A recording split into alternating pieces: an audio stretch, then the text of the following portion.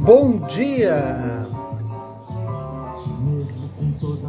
Mesmo com toda a fama, começando mais um Despertando com o Dharma, dia 18 de setembro. Os passarinhos cantando. Bom dia, Carolina. Bom dia, Grazi. Aí é o Tom Jobim, vai levando.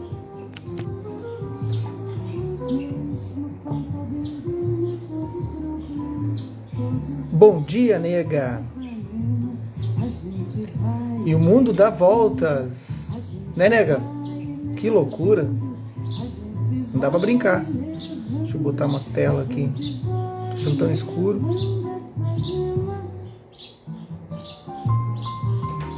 Não sei se melhorou ou não, piorou. Bom dia, Stanley. Bom dia, Isis. Como é que estão por aí? Na região sudeste do Brasil. E aí é o Tom Jobim com a Miúcha, Chico Buarque, uma galera. Bom dia, Ana Tereza. Bom dia, Ângela. Então a gente vai levando. Bom dia, Pedro. Como é que tá? Bom dia, Eliana. E como dá, né, nega? Impressionante como o mundo dá voltas. É uma loucura. Fico impressionado com os movimentos.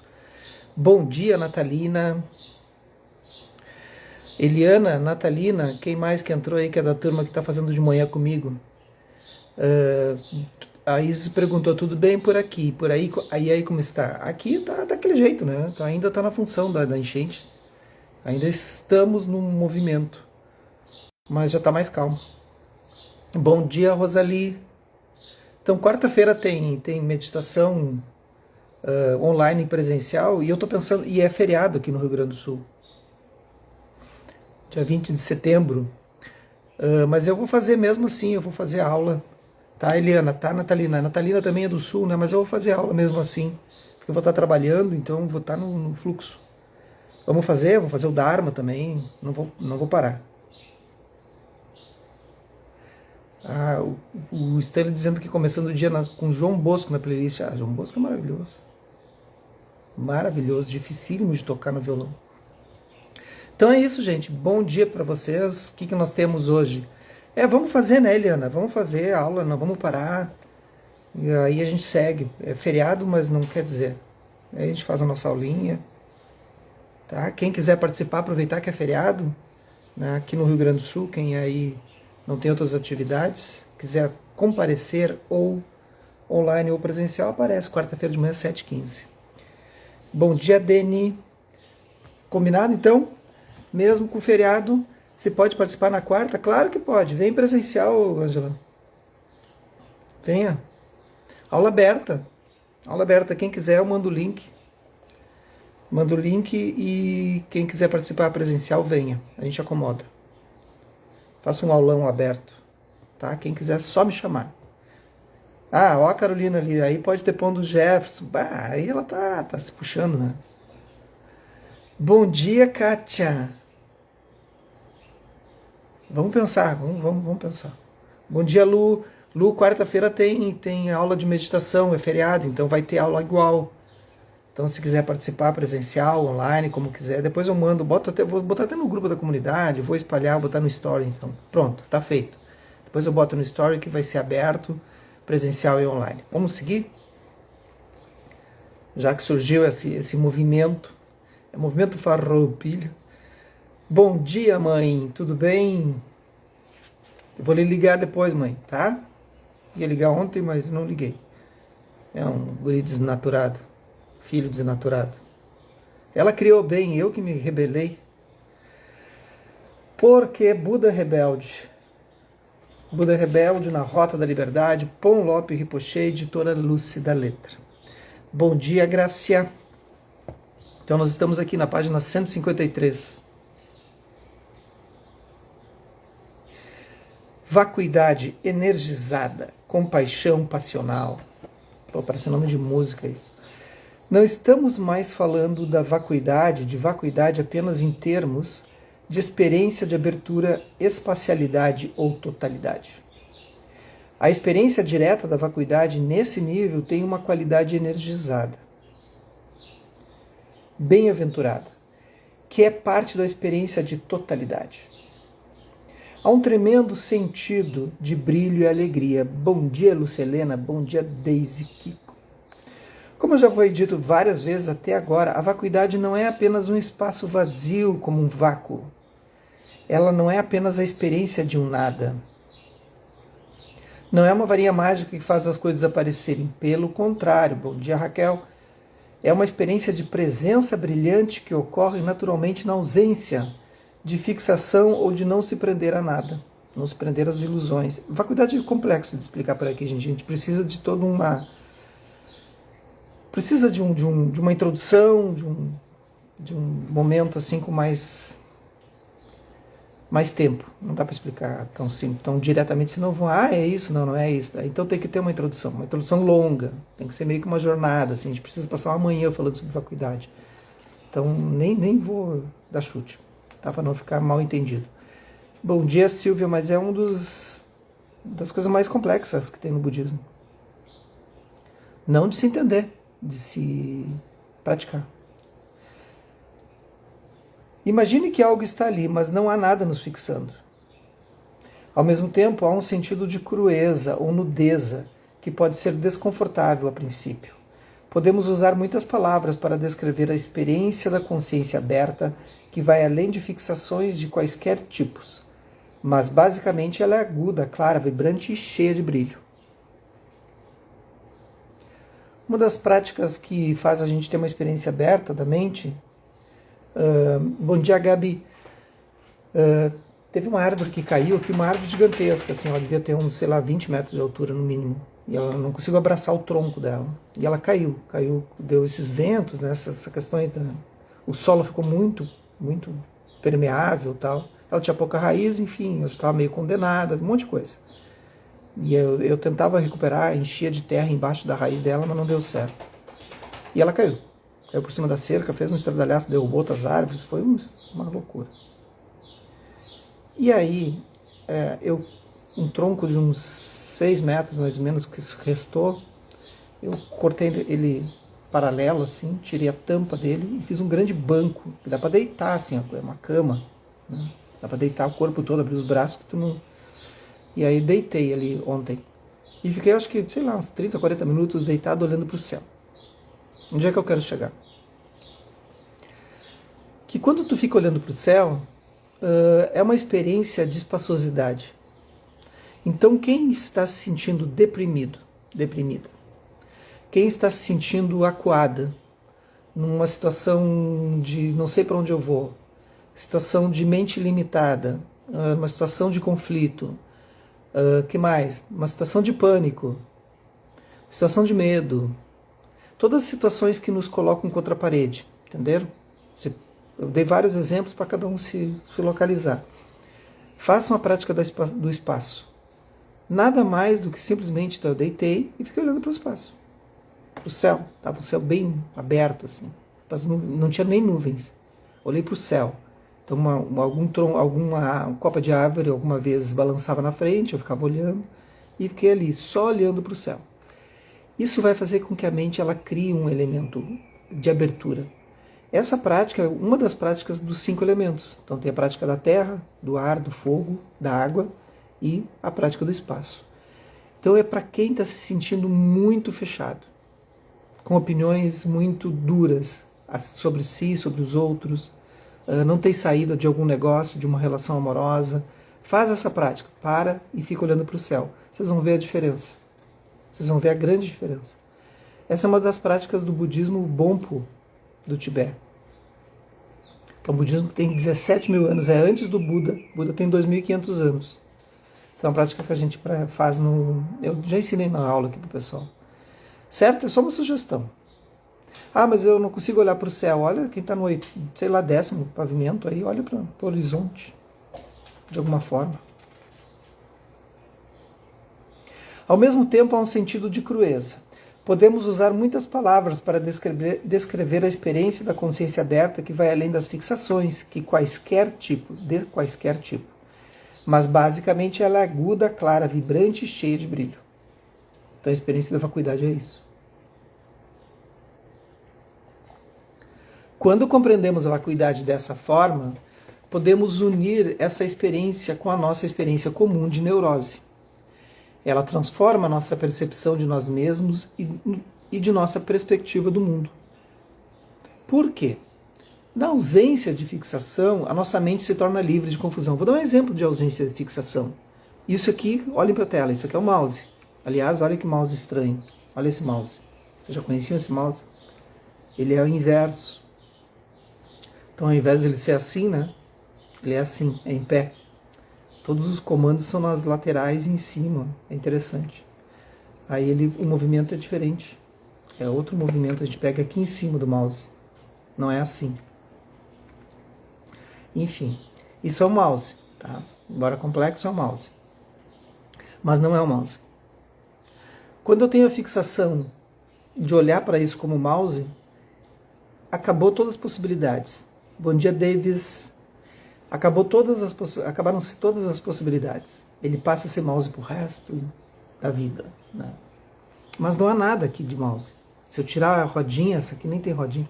Se eu tirar o controle daqui, vai ser qualquer outra coisa. Quando eu perco essa fixação, eu perco essa relação de dualidade. Eu não tenho mais esse julgamento que é o mouse.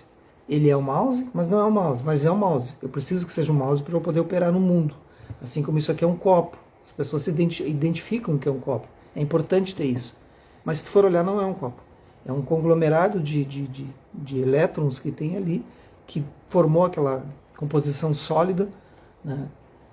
O vidro no seu quarto elemento, a água no seu quarto elemento, que é o vidro.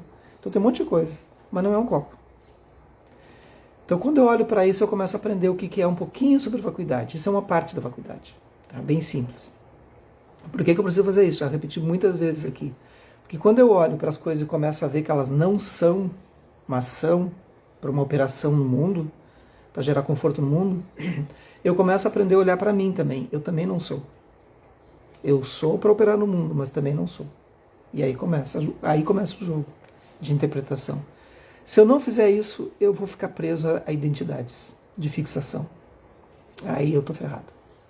Porque aquela identidade se desfaz, uma relação se desfaz, um emprego se desfaz, tudo se desfaz. E aí, estava preso. E o copo quebra.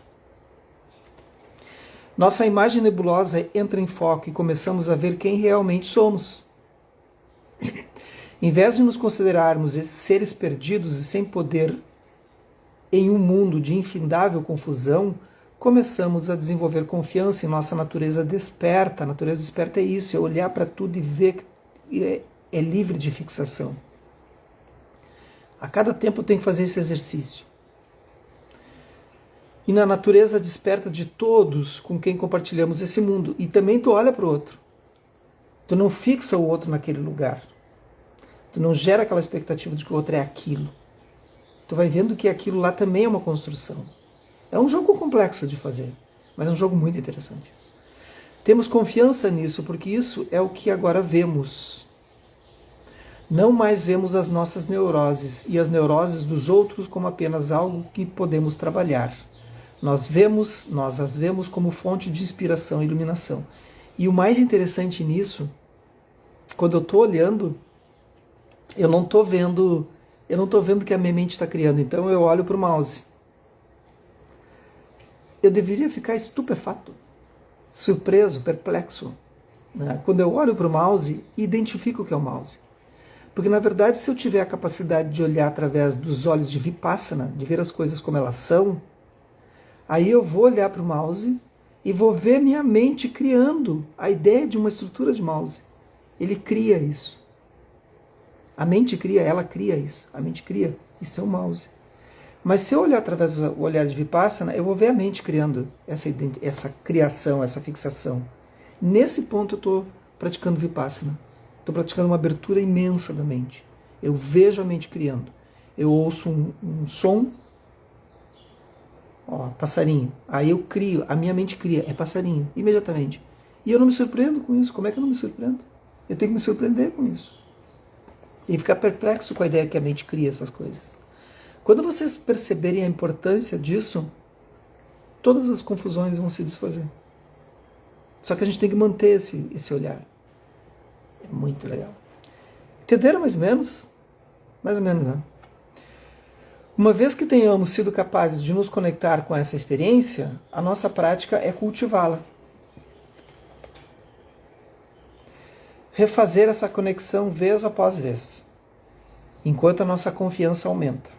Alcançamos o nível de afirmar essa realidade e observamos como a experiência do destemor passa a ocorrer. Mas por que tudo isso? Para que identificar que as coisas são e não são? Para a gente não sofrer, queridos, queridas. Porque a gente sofre porque a gente se apega. Nós somos tudo apegadinho, todos nós. A gente se apega à nossa identidade, a gente se apega à relação com as outras pessoas, a gente não percebe que tudo é impermanente. E a gente vai sofrendo. Não só vemos a possibilidade do destemor, mas começamos a tomar esse destemor como base de nossa atitude com relação a qualquer expressão de neurose. Quando conseguimos sustentar essa atitude, é se como o Buda rebelde assumisse o trono do mestre da confusão. Não somos mais subjugados por emoções poderosas. Agora, elas só fazem o nosso mundo mais colorido, mais dinâmico e desperto. Começamos a manifestar um tipo de orgulho iluminado, um sentido de dignidade e respeito por si próprio que é livre de ego. Dessa perspectiva, podemos ver que a vacuidade não significa se afastar de nossas complicações, ou fazer com que os nossos problemas ou a realidade física desapareçam.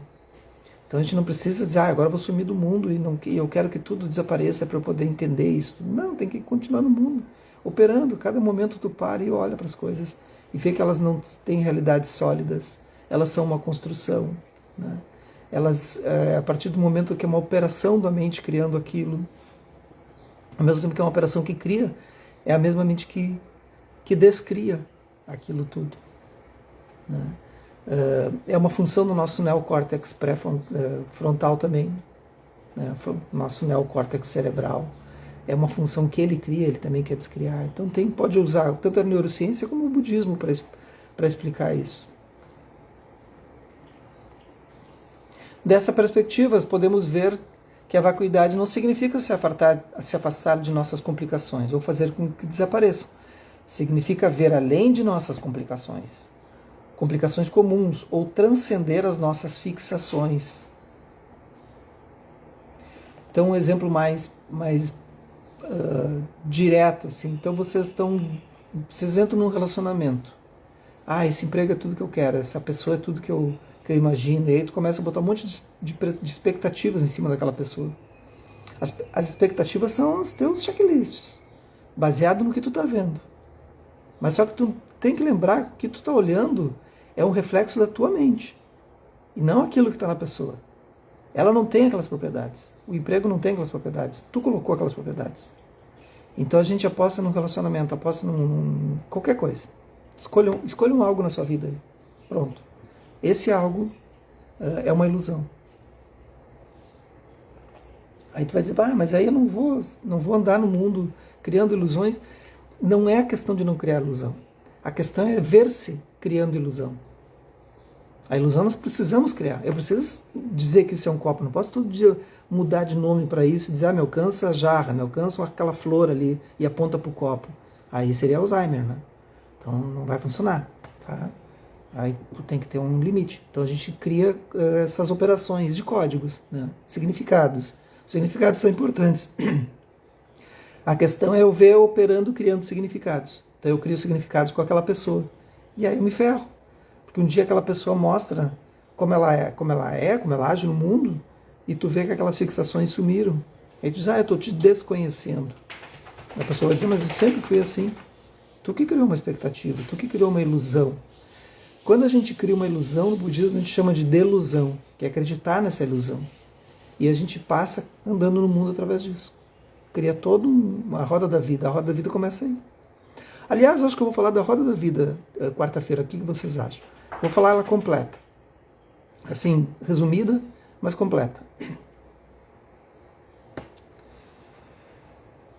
Por esse motivo, na vacuidade não há uma sensação de liberdade imediata e total. E quando estamos livres desta forma, o que sobra é apenas a experiência do brilho, de uma cintilância que tem uma tremenda qualidade de riqueza.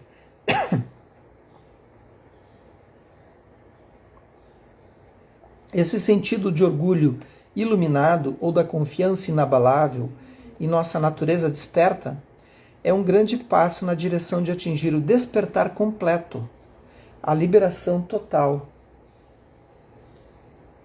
Precisamos, então, unir totalmente a mente aberta e destemida ao coração da compaixão. Quando unidos, se tornam a mais potente força para a superação de todos os níveis de confusão.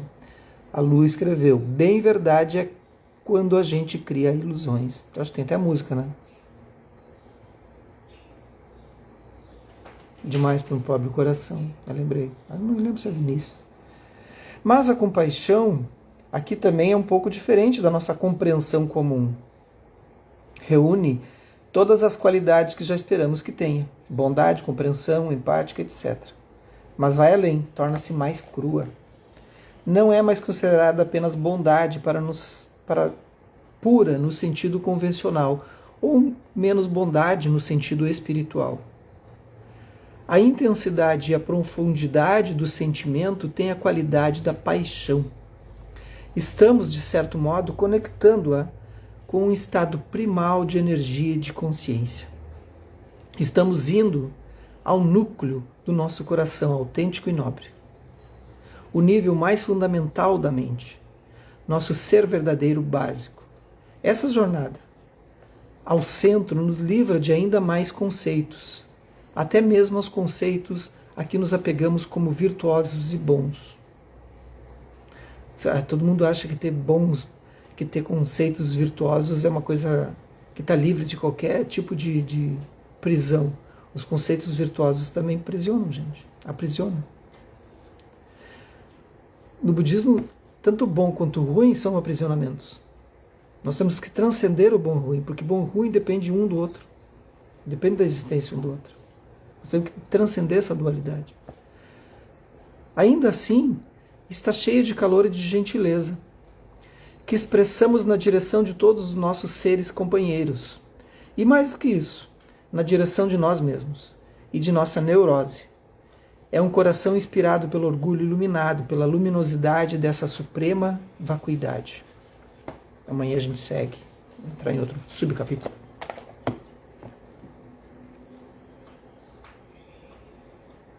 Vamos estabilizar para começar a semana?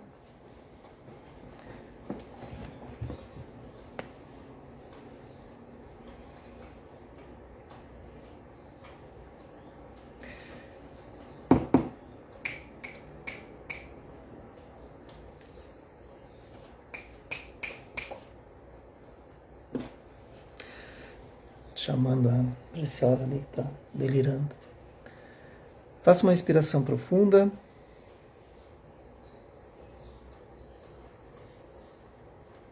Soltando pela boca.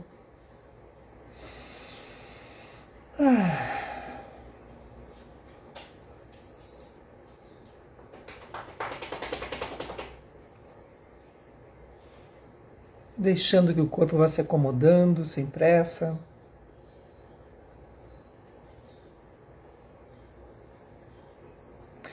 Já vão trazendo imediatamente a atenção para a respiração.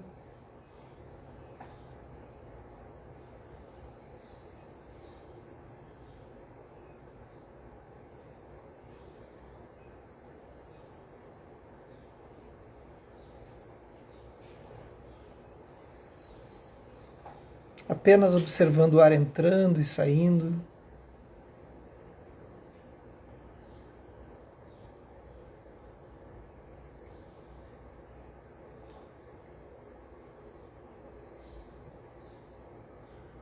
Percebendo o ar entrando e saindo sem precisar mudar.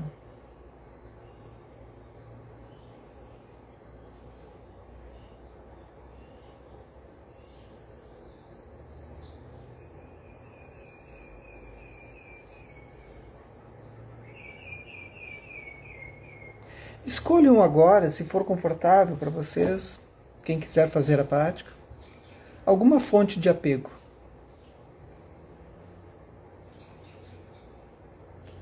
Ou alguma fonte de aversão. Talvez no momento que vocês estejam passando, tem alguma pessoa ou algum trabalho, qualquer coisa, que gera aversão. Ou quem quiser, escolha um apego, tanto faz.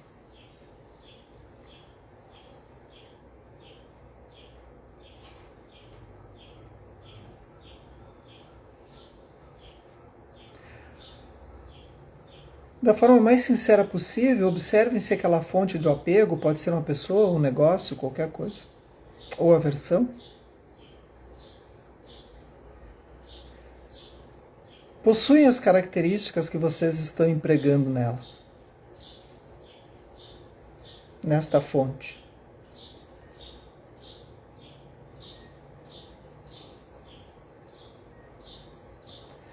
Se ela possui essas características, todas as pessoas com quem você convivem também atribuiriam as mesmas características a essa fonte?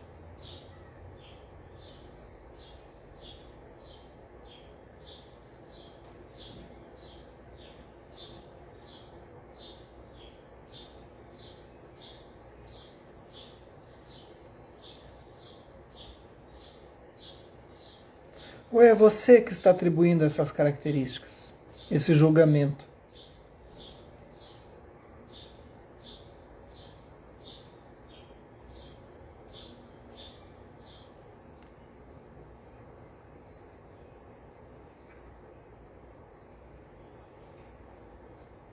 Comece a observar agora como seria se você não tivesse essa fonte, não tivesse esse apego a essa fonte. Como você seria? Como você se manifestaria? Como você viveria daqui para frente? É apenas um exercício.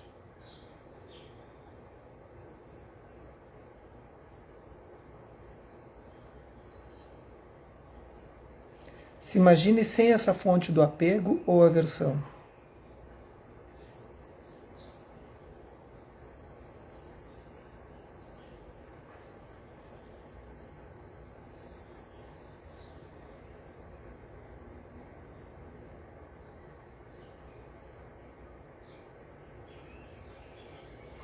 E agora volte a observar a respiração. O ar entrando. O ar saindo. Fazendo pequenos movimentos. Alongando. E retornando. Gente, gravem essa frase. Libertando-se um, libertam-se todos. Ok? Libertando-se um, libertam-se todos. Quando eu desaprisiono a mim mesmo, eu livro os outros. Dou liberdade aos outros. Ok? Boa segunda, boa semana. Vamos que vamos. Vamos lá. Que os méritos desse nosso encontro, dessa nossa prática, se expandem e toquem a todas, todos, todas, e que nós possamos nos tornar um caminho iluminado. Livre de fixações. Isso quer ser iluminado. Bom dia!